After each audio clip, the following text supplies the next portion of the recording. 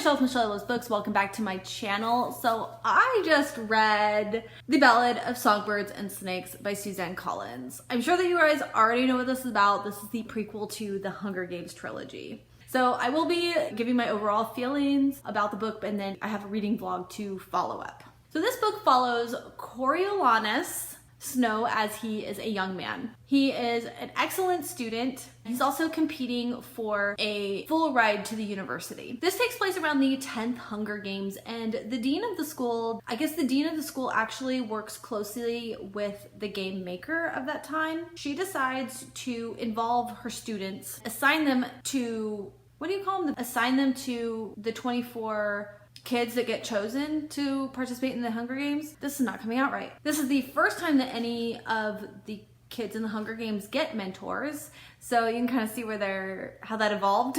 So Snow gets assigned to what he feels is the worst candidate. But as things progress, he decides to actually really try to help his candidate.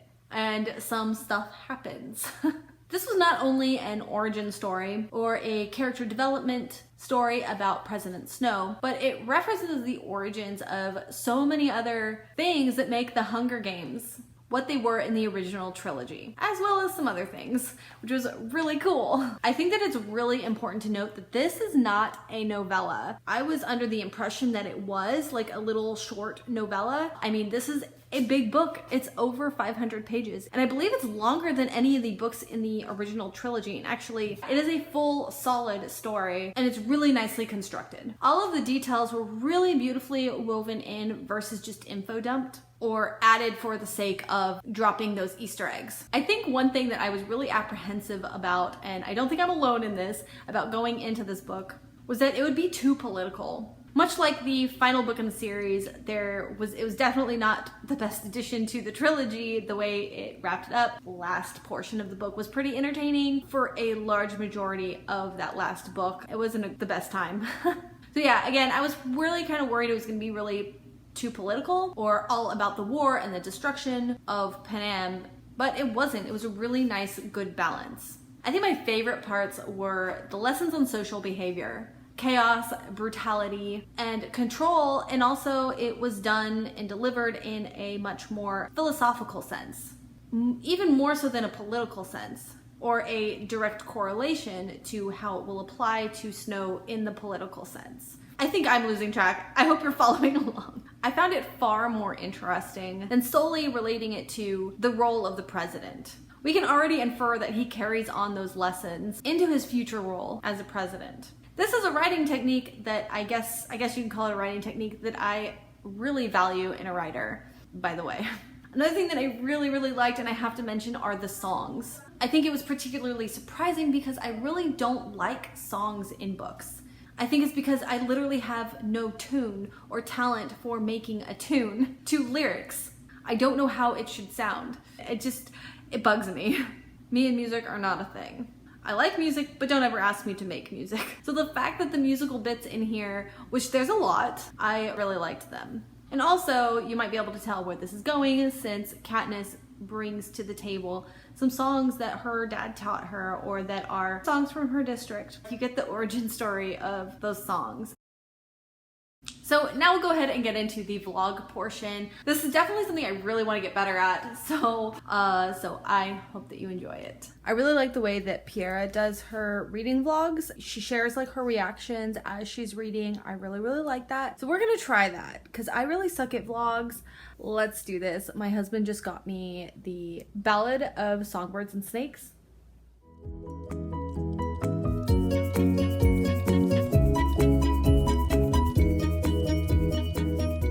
Basically, we're supposed to follow Mr. Snow. I cannot say his first name. What is it? Coriolanus. That is a mouthful. So we're just gonna call him Mr. Snow. So basically, what I gather from the synopsis is that we're supposed to follow him as he is a mentor, someone from District 12, and it's supposed to be like the up and coming of Mr. Snow. So I'm just really confused though, because He's from the capital, so he's going to be a mentor because District 12 didn't have a victor until Haymitch, obviously. Maybe they like appointed him as their mentor. Also, like, what do they mean by mentor? Do they mean like the person that gets them sponsors? Or do they mean like Effie's job? My husband thinks it's like Effie's job, so we'll see. Let's go ahead and start. Ooh. So he grows up like dirt poor, even living in the capital. That would make sense that even in a rich district, there's still people who maybe were frivolous with their money who are still poor. So his cousin's name is Tigress. I keep thinking Tigress from that panda, the Disney panda movie. I'm also excited to see the difference. Like here we have the capital anthem. It's different from the anthem that we grew up with, that we heard in Hunger Games. At some point it changes. It's cool to see like the evolution of Pan Am. Oh, I forgot they totally mentioned Avoxes. People who don't have tongues. They very briefly mentioned that in one of the Hunger Games books, but here they mention it again. Avoxes, tongueless workers made the best workers, or so his grandmother said. I don't know why, I just really like this. But he said, everyone learned to despise waste, but it was creeping back into fashion though, a sign of prosperity like a decent shirt. And his grandmother keeps saying he's gonna be president one day. Cabbage fills the kitchen with the smell of poverty. Heavensby Hall? Heavensby. That's someone's last name in the Plutarch Heavensby? No, I don't know. I know it's someone's last name. Choreo. Okay, so Snow is a soldier in the war, I guess? Okay, so Reaping Day is, they said that it's terrible in the districts, but not much of a celebration in the capital either. So he's trying to get an award so he can go to university. Coriolanus Snow, future president of Pan Am, I salute you. I like that. Instead of grandma or nana, it's grandmam. I like that. Maybe when I'm a grandma, I'll ask to be called grandmam. My grandmother loved fresh-cut red roses. Ooh, maybe we'll understand the white rose thing. So roses are a sign of elegance, and I guess it's something that means a lot to his grandmam. Okay, so here's how they explain the Hunger Games. There would be 24 tributes, one boy, one girl from each of the 12 defeated districts, drawn by lottery to be thrown into the arena to fight to the death in the Hunger Games. It was all laid out by the Treaty of Treason, and it ended the dark days of the district's rebellion. So what I'm thinking at this time is that the capital doesn't actually have tributes, because also there's District 13. So that would make sense that there's the capital and then there's 13 districts. No, wait, the 12 defeated districts. Because the capital was also District 1. So I think that's what that is. So districts 2 through 13, that would be 12 districts. One of the many punishments borne by the rebels. As in the past, the tributes would be dumped into the capital arena, a now dilapidated amphitheater that had been used for sports and entertainment events before the war, along with some weapons to murder one another. Viewing was encouraged by the capital, but a lot of people avoided it. How to make it more engaging was the challenge. It wasn't like all super high tech and everything, as it is in the books. So each tribute gets their own mentor then. If the Hunger Games were to continue, they needed to evolve into a more meaningful experience. And the pairing of the capital youth with the district tributes had people intrigued. Things are so different. That is actually really cool. Okay, now I remember where the Avox was. The Avox was on the train, right? Or no, they're serving at one of the events in the capital. They're talking about Avoxes a lot so far. Cabbage breath. Ew. Snow charming? Alcoholism is an epidemic. Surprising. I can't think of what the word is for it, but like, he's wearing a used old shirt, and Satyria is wearing, a dress that she always wore, but they're still like lying about having like fancy new clothes, even though they're both like poor as shit, obviously, and had to scrounge up clothes for the reaping day. People, I swear. But Snow's like still trying to lie because I guess his family's like really rich and stuff, but they're not anymore. Ooh, someone's jealous. A lowly District 2 family buying their way from war profiteering into the capital. I'm sensing that Snow does not like this character. Enjoyed privileges of the oldest, most powerful families had earned over generations, and Snow thinks he's entitled to that, and this Joker is not. I knew it. The Plinths and their kind are a threat to all he held dear. Oh, they do not make him happy at all. District 13. Wait a minute. Okay, so District 13 did get nuked, and there's too much radiation to make it livable. So even at this time, there's not a District 13. So then does that mean the capital does have its own tributes? It's like everything he does, even as is all calculated and controlled. And he's always thinking about his future. It's kind of interesting. And it does kind of go with his character even as an old man. Way to spin that story about his dad's dress shirt. Oh, this old thing, it's just because I wanted my dad with me today. They didn't used to do taxes for the capital, but now they are. To rebuild. Okay, they're gonna get their tributes assigned. Highbottom. Dean Casca Highbottom, credited with the creation of the Hunger Games, was overseeing the mentor program. Doped up on morphling. Great, so the creator of the Hunger Games is an addict. A morphling addict. You'd have to be. Okay, district. Perhaps they're gonna give him a special position. The horror! District 12. Come here, baby. She just wants to complain. Come on, baby. Meow, meow. Meow, meow. Meow, meow. Meow. Meow. Meow, meow. Cat butt. I'm only just now to chapter 2. I just saw something crazy. Could there be a bigger slap in the face? It's the New World Order. That is true. So the District 2 boy is mentoring District 2. So that doesn't make him any happier, really. The District 12 girl's name is Lucy Gray Baird. Like Lucy Graybeard. She dropped a snake down her dress. That's awesome. Why is she familiar to him? Okay. She's like a circus performer. I like her already. I love that she shows up to the reaping in like frills and color and flowers in her hair and stuff while everyone else is like in dingy gray. I guess like you can kind of see maybe where his inspiration's coming from for creating such like festive events and stuff as the Hunger Games evolve and stuff. She's putting on a show. Because it's just a rumor. Nothing you can take from me was ever worth keeping. So because of her display and the attention that she got, now people are envious of the district he got. Okay. Jessup Diggs. Okay, so Lucy's a gift, and now he's contemplating on how to exploit, how do you say, her show-stopping entrance. Wrangle some success from a dress. A snake, a song. We're gonna see how this conversation goes. This book is like making me hungry. Fresh baked bread, onions, meat. His stomach was growling, and so is mine. Ooh. The rebels had held the food-producing districts. Taking a page of the capital's playbook, they tried to starve the capital into submission. Is that why it's called the Hunger Games? Because they made the capital starve?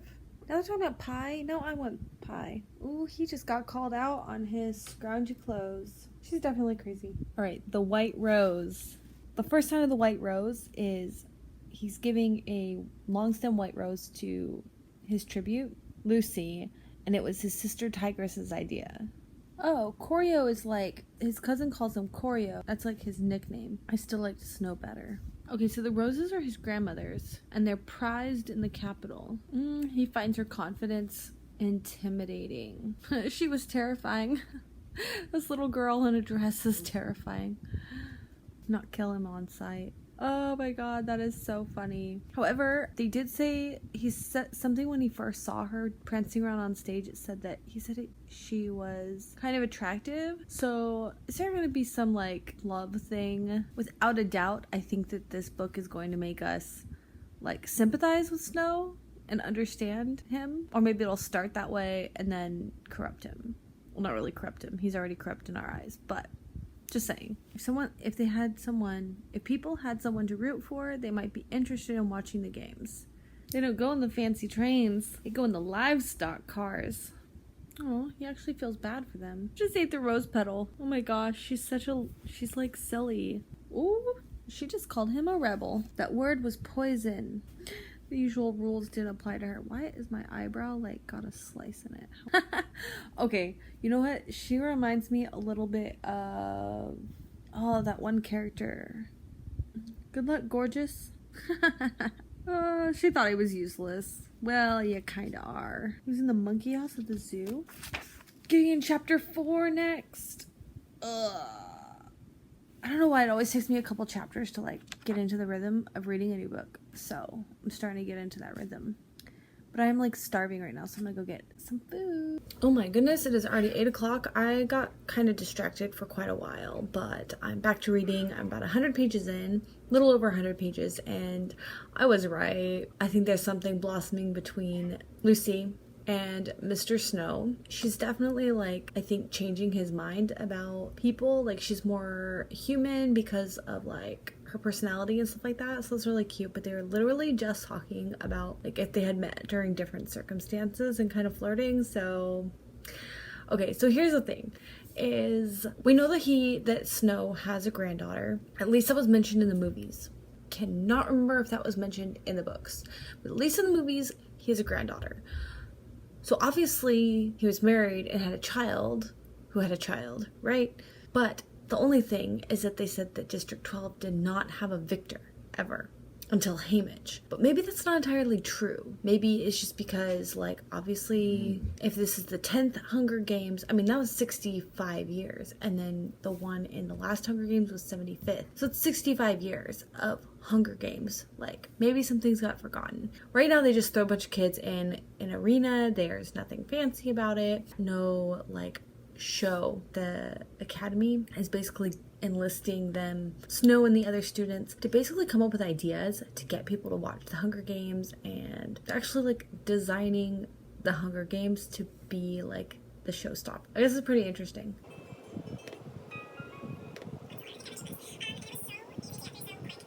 Okay, so good morning.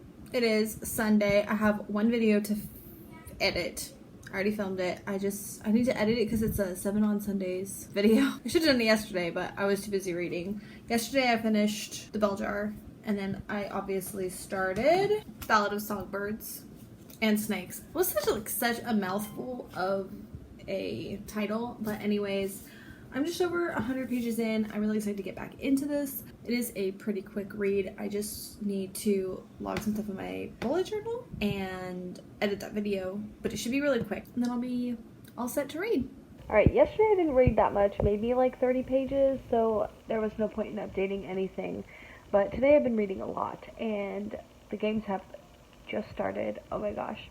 I love the tone and the callousness. Like, it really fit. I think it really shows the strength in the writer to be able to maintain this this tone throughout the book, even through like more like tender moments. Our main like antagonist, you can see like where Snow is kind of coming from, but Snow is so different as a young man. It's definitely a change of pace to see the games from the outside and the mentors, especially at this time, because they haven't really developed all of the rules for the games yet. So it is kind of cool to see it from this perspective, but I'm not gonna lie, I'm getting a little bit bored. I feel like it's a lot more interesting from inside the games, but I do think that, like, I don't know, it's just kind of slowing down for me a little bit right now. But okay, I finally figured out how to kind of explain my feelings, because as I'm reading through this book more and more, like, Snow is very compassionate towards people suffering. It's kind of like he didn't know certain things existed, but now where I'm at, he's getting to see it firsthand in his feelings now, and the company he keeps, he's very empathetic. When he becomes president, how come he just carried on and didn't change anything? So something has to happen to maintain his cold heart, I guess. Good morning. I really did not anticipate that I would still be reading this book. And it's not that I'm not enjoying it. Oh, I know what it was. I got distracted on YouTube for much longer than I anticipated. It happens. I have just over 100 pages to go, so I should finish that this morning. We do have an appointment this morning, and then today our library opens. Mostly, I really don't need to bring home any books, but I know it's inevitable. I do have quite a big stack to return to the library. I have to go to do that. So I just finished the book, and it's really good. Yeah, what can I say about it? Honestly, I really like the ending. I thought that it really brought us back to the Snow that we know, and I like how it was done. I'm really happy that I read it. I am not disappointed at all. Like that, I think going into this book, I think a lot of people are maybe a little bit apprehensive about how they were going to do this prequel story. There was definitely an atmosphere to it. There was like a callousness to it that I felt really stayed true to the capital, of how capital children are raised, the beliefs that they're raised with. There's a lot of talk, like almost like a lot of philosophical talk about order and chaos and control. I really liked those discussions. Alright, so now I have finished editing this video, but there's a couple things that I wanted to mention.